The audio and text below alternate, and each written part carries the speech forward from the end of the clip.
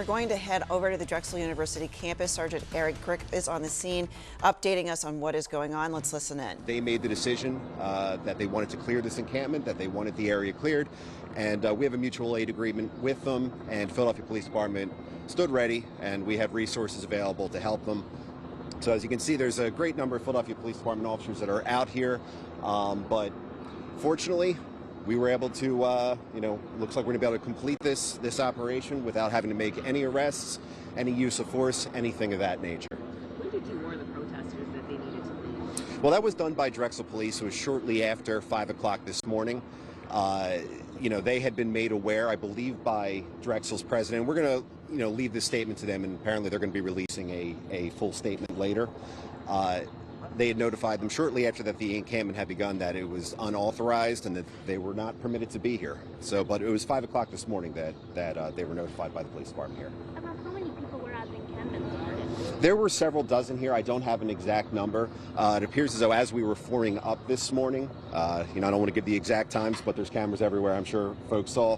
Word must have gotten back to the encampment and people began to leave on their own. So the number of individuals that were out of here fluctuated over the past week.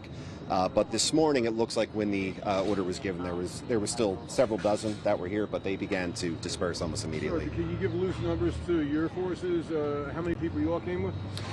We had an adequate number of resources out here. For tactical purpose, we don't like to give that information. But most important thing is the safety of the individuals that are here, and of course the safety of the general public. So we made sure that we had plenty of officers and support staff on hand to accommodate that. What's happening right now? What are they doing right now? Well, like with the hazmat or those bodysuits? Yeah, I'm not entirely sure where they're from, but speaking from our own protocols and everything else, yeah, we'll have individuals that are here that are checking for hazardous substances, weapons, things of that nature, something that might be dangerous, because obviously this area is going to have to be cleaned up, and God forbid somebody's out here that is not properly equipped comes across something that could stick them, poke them, cause Any injury. promises of see you next week from protesters on the way out the gates? Nothing that we heard, but again, Philadelphia is the birthplace of liberty, and we absolutely stand ready to protect people's First Amendment rights.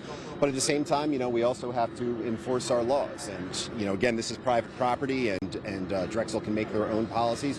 But as far as erecting tents elsewhere in the city, it is against the law. It is against the law. So we are out here to enforce that.